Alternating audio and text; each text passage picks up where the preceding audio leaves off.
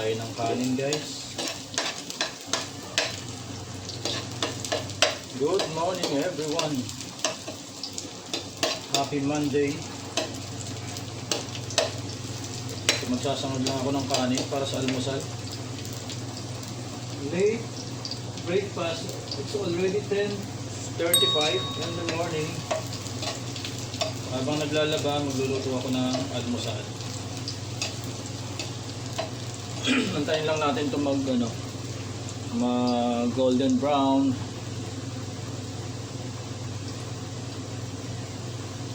Ayan. So yung isasangad kong kanin, bagong saing naman siya. So gusto ko lang siyang isangad. Kahit hindi bahaw. Usually bahaw yung sinasangag natin, pero ako, yung bagong saing. Kahit bagong saing, sinasangag ko pa rin siya. Kasi sabi nga nila, less cholesterol daw kapag ang kanin na kinakain is sinangag. Hindi ko lang alam kung gaano katotoo, pero matagal ko nang ginagawa. At sa awa ng Diyos, ayun, may cholesterol pa rin naman.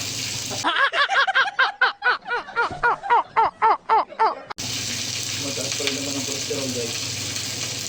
Pero mas nasasarapan kasi ako pag sinangag yung almusal talaga. Tapos maraming bawang. Ayan. Mas maraming bawang, mas masarap. Mas maganda. Maraming bawang, guys. Ayan.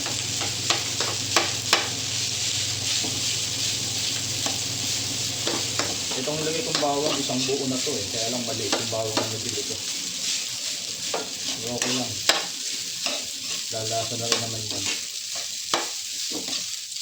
Ayan. Bagong saing yung kanin na yan, guys. Hindi yan bahaw. Hindi katulad ng binibili sa pares.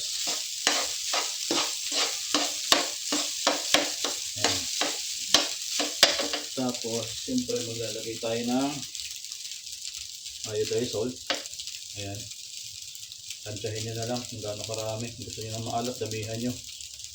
Ayan. Ako gusto ko medyo maalat na konti. Siyempre meron tayong special na ingredients para dito. Ayan. Para medyo magkaroon siya ng konting kulay ang buhay.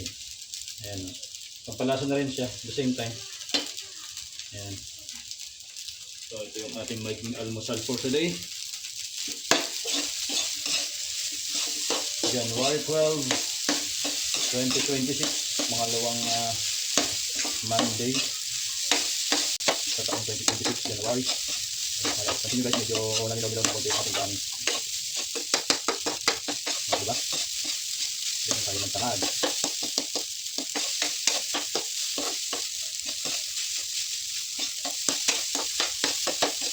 So, mas maraming bawang guys, mas masustansya, mas okay, mas maraming bawang.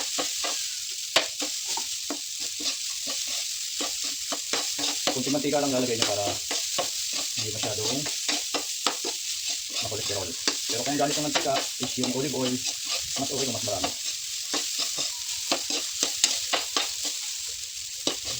Yan, that's it. Okay, ito na yung ating sinangag. Okay na to. Actually, meron na siyang lasa. Alright. Next natin, egg. Habang hindi pa mainit yung ating kawali, pwede na kayo maglagay ng itlog. Kung yung inyong kawali is non-sticky. Mantika. Tapos lagyan ng asin. Side up. Alright. Asin. Yung palasa. Huwag nyo naman tayong kumulo kapag ka non-sticky yung inyong kawali. Okay lang yan. Hindi ko taligan ko.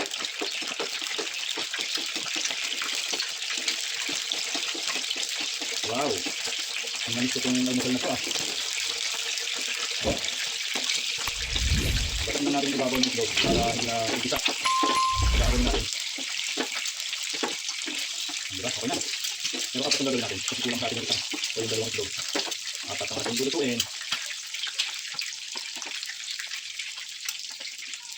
Okay.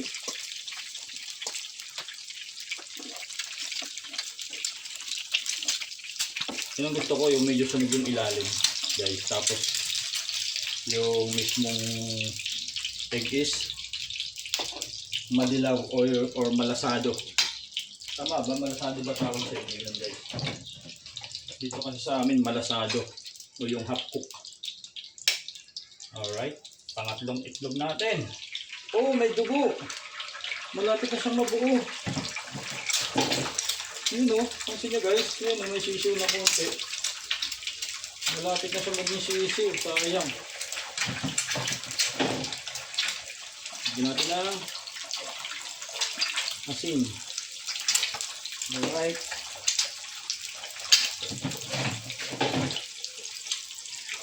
Ito natin ang mantika sa ibabaw. Ayun o, may dugo guys o. Yun yung ano, pitos. So, malapit kang mabuo sana o. Sayang. May sisiw na sana tayo dito sa bahay.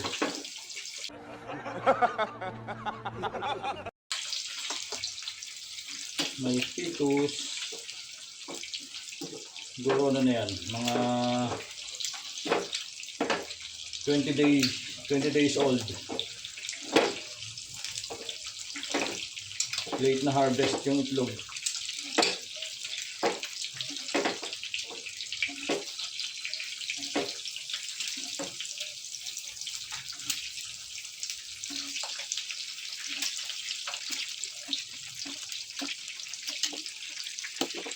Alright, I'm done. Sarap nito guys. Pero may mas masarap pa dito. Antayin nyo lang ha.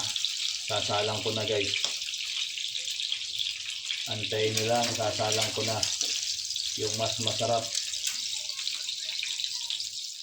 Ating pang main event natin to guys. Tuwan ko lang kung makaka-relate kayo dito. 1 pinaka the best guys sa breakfast.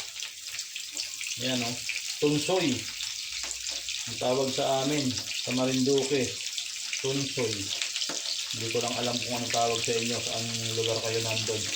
Sa Batangas, ang alam ko ang tawag nila dyan ay HKWOT.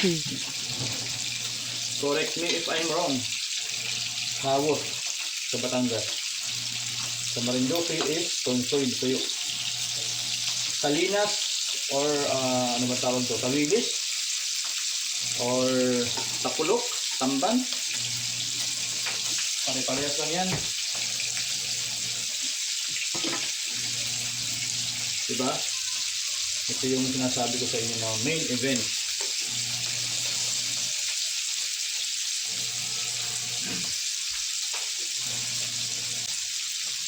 The best yan guys. Tapos may kape no? Wow.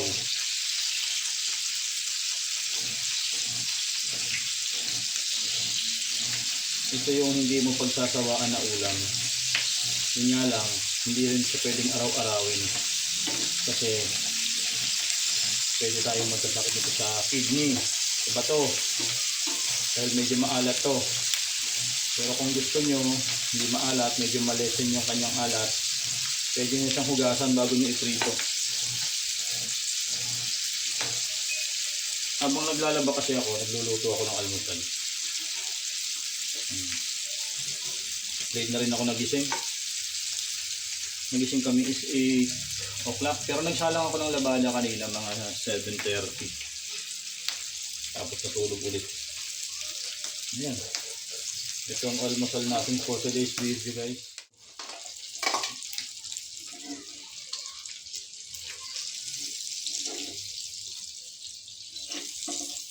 Tuyo, silog.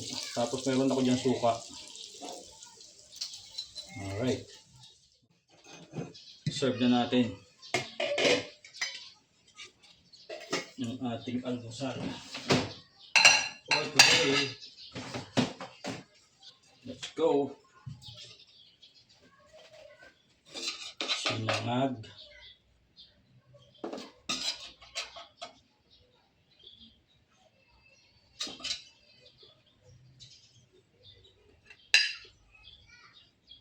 Ayan, okay na siguro sa akin to.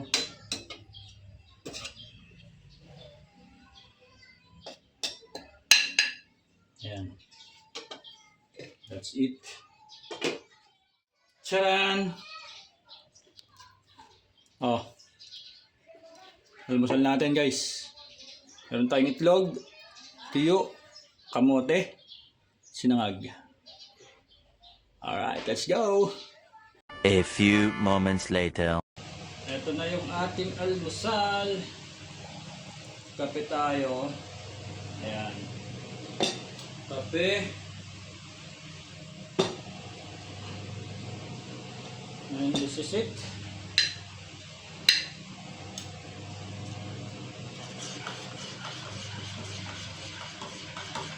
Ang layo ng lamesa ko. Ayan. Ito yung suka from Andox. Sarap nito guys. Manghang. Kaya tumataas ang aking acid lalo. Patay talaga. Wala eh. Kain tayo guys.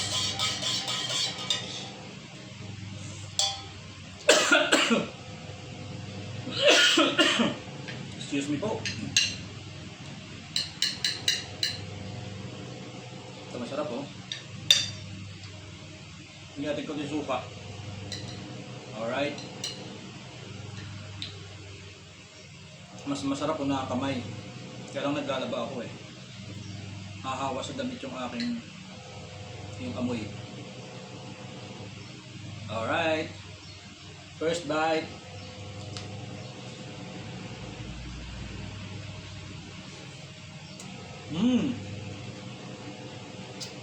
Sarap.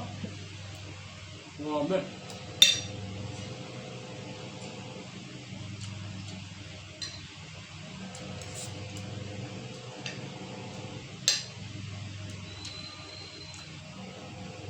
Try na ito guys. Itong sinangag na kanin na mayroong maraming bawang. Although alam ko naman na lahat ng sinangag halos naglalagay ng bawang, pero mas masarap kung mas madami.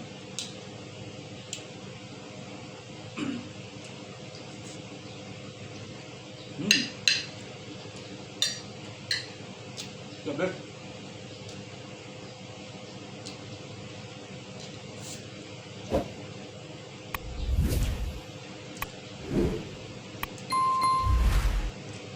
Grabe ito. Ito yung mga almusal talaga na hindi mo pagsasawaan. Kaya lang late na ako nag-almusal, 11 na oh. Hindi na to almusal, lunch na to eh.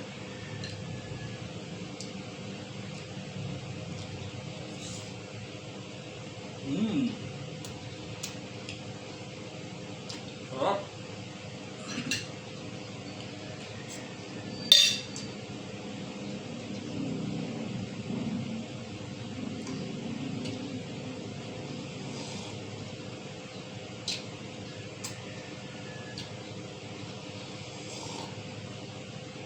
Wow. Tapos may kamote ako guys. Pandagdag ko ng carbo. Yan.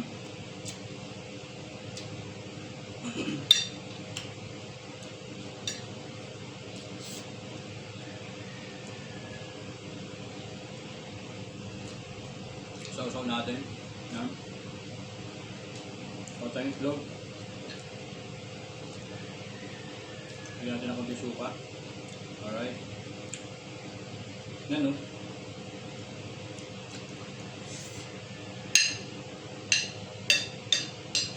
Grabe.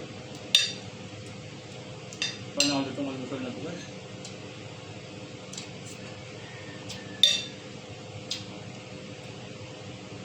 Sabay higop ng black coffee.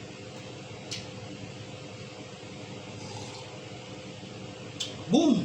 Gising!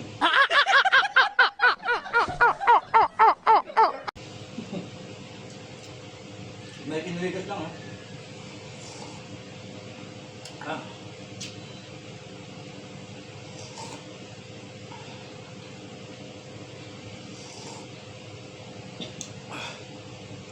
Sarap.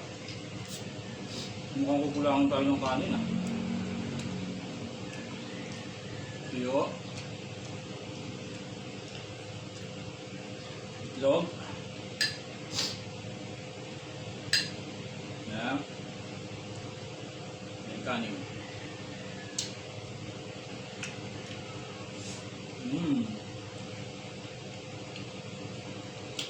Kaya kainin kong ulo kung gusto mo.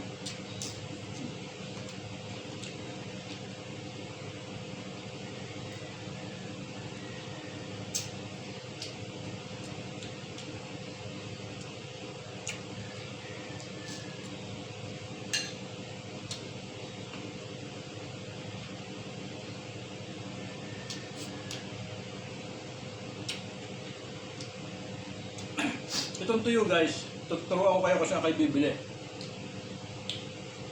Kung bibili kayo ito sa talipapa, ang 5 piraso yata parang, kung di ako nagkakamali is 25 o 30. 5 pieces. Napakamahal na nito. Dito sa amin, sa talipapa sa amin. Pero, hindi ako bumibili doon. Dahil naka-discover ako sa Dali, kung merong Dali na malapit sa inyo, meron silang tindang ganito. I think 10 to 11 pieces for 20 pesos lang. Napakamura. Diba? Compare naman doon sa 5 piraso na parang 35 ata o 30. Diba? Sa Dali ang mura. Pati sibuyas, bawang doon ako bumibili. Mura ng paninda nila doon. Tsaka ang maganda dito guys sa kanilang tuyo na Salinas, hindi sobrang alat. Promise hindi sa sobrang alat, kahit hindi ko sa hinugasan, pero kung gusto niyo lang talagang hindi maalat, pwede niyo rin hugasan. Sa Dali kayo bibili ng ganito. Napaka-sulit. 20 pesos lang. 10 to 11 pieces.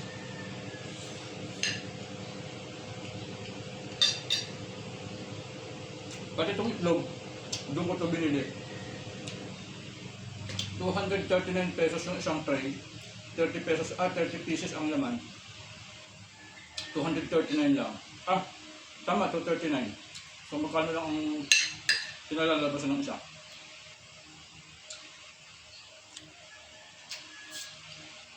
Diba, mura lang.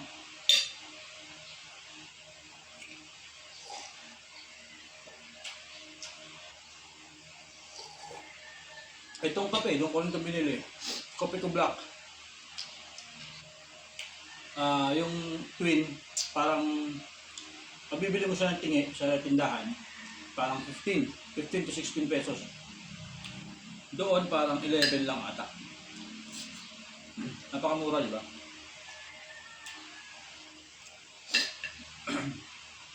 Kung may malapit na Dali sa inyo, magdali na kayo. Dalihin mo na. Baka dalihin pa ng iba. Gunggong! Barinig kita sa mukha eh! Kain tayo guys, kain. Yan o. Ito, tatanggalan ko ng tinik, medyo malaki kasi. Yan. Sarap nito, kung hindi lang bawal sa akin to araw-araw. Araw-araw to kakainin ko. No eh. Gawin talaga pag nag-i-age ka na ng 40 pataas. Ay, sorry. Nahulog. Ano nakalusot? Mahina itong bantay ah. Yan, dalawa. Papagtan ko na kayo. Mahina kayo magbantay. imitasyon di.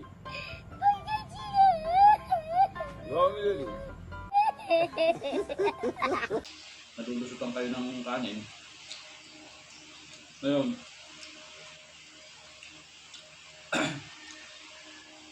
kapag nag-i-age ka na ng 40, pag tumuntong na sa 40 yung age mo, talaga marami ng bawal.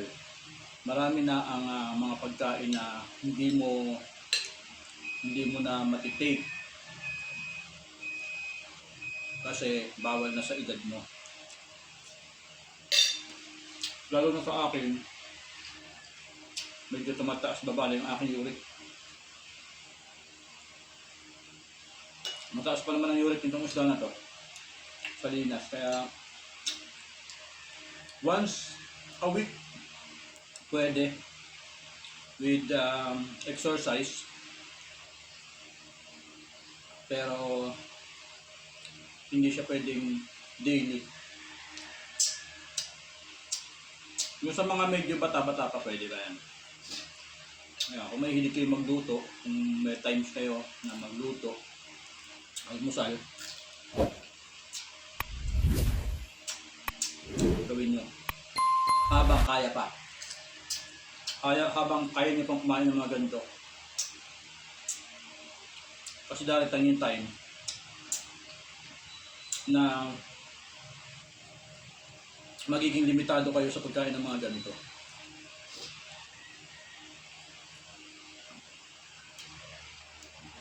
Dati hindi ko masyado kinakain to kasi nga bilang laki sa dagat, laking tabing dagat, marami kaming ganito. Nung araw talagang hindi ho halos namin pinapansin itong salinas or itong tawilis or ano ba yan, takulok or ano ba ang tawag sa inyo. Hindi naman sa pagyayabang guys ha, nung nangingisda pa ako, napakarami ng ganito sa amin. 90s, sobra.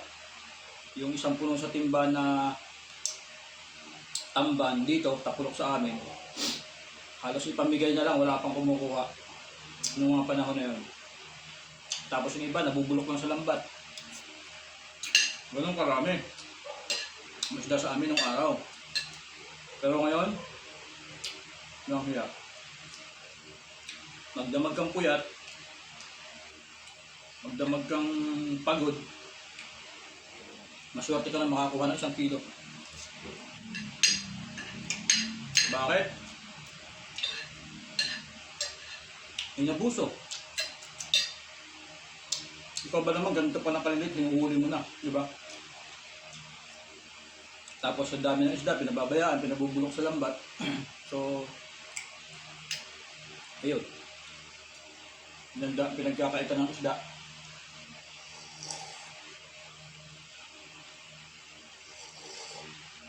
Pero sa dami ng isda nung araw talaga, sobra. Mananawa ka, isda sa umaga, tanghali, hapon.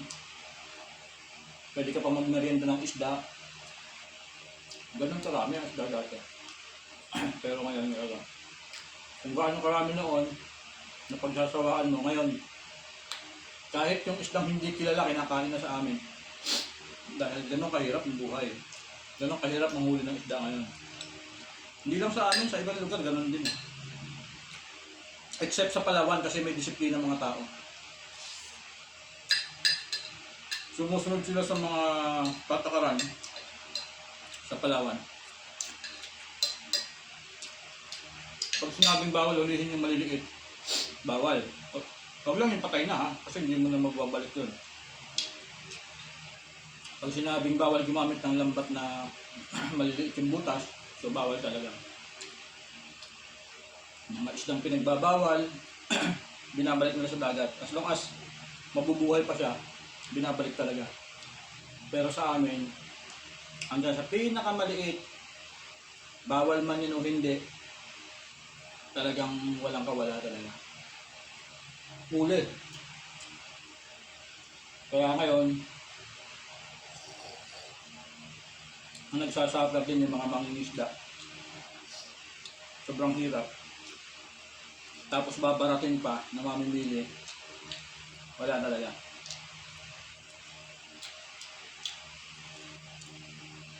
Anyway, finish na guys oh. Oh. Diba? Tapos ang ginamasan. Ano, kamote na lang kinakain ko. Harap! That's it for today. Breakfast na may kasama ang konting lunch. 11:15 ang oras natin.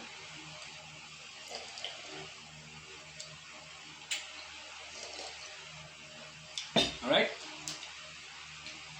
Ay, meron pa nga pala akong coco. Ayun.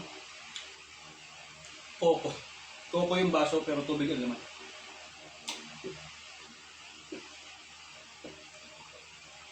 Bakit coco yung baso namin? Ito, explain ko sa inyo. Marami kaming baso dito ng mga bubog ang magaganda. Kaya lang sa tuwing maghuhugas ng plato, sino man sa aming dalawa, laging may nababawas, laging may nababasag. Kaya sabi ko, bumili kami ng milk tea. Siguro last year pa to eh. Last year pa to. So wag mong itapon yung baso ng milk tea, yan na lang gagamitin natin pang araw-araw. Kaya ito yung baso namin, di ba? At least meron siyang sukatan na yan. Oh. Pwede mo sukatin yung iniinom. Kahit mahulog, hindi nababasag. Di ba? Mindset ba? Mindset. Alright, that's it for today. Bye-bye. God bless you all.